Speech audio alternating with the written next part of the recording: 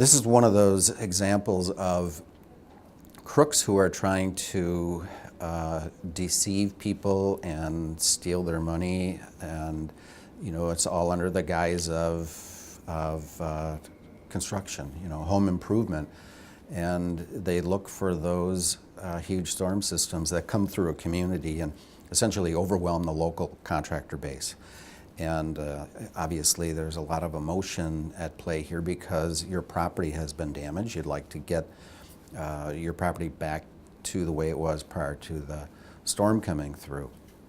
And so people are not necessarily making logical choices, logical decisions. They're overcome with emotion.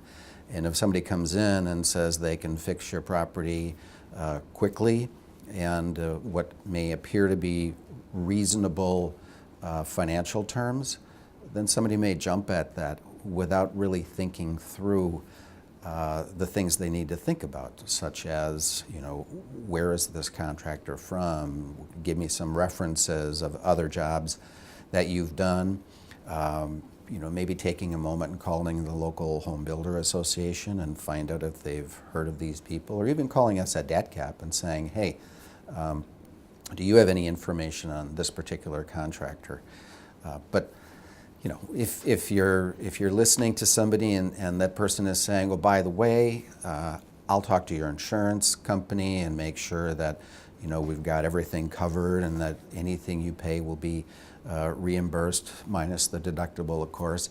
That should be one of those red flags, because in the state of Wisconsin we have the storm chaser law that's been on the books for a few years now, and that prohibits contractors from talking with your insurance companies unless they have your express consent.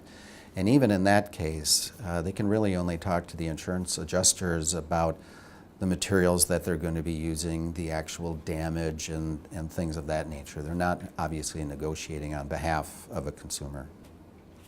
The storm chasers, oftentimes they're going to be doing, well, the door-to-door. I mean, that's their pitch. And if somebody does come to your door after a storm and is talking to you about what they can do to make you whole again, you may want to ask them to show you their local municipality door-to-door permit, because some municipalities do require businesses that do solicit by going door-to-door, they have to have this permit.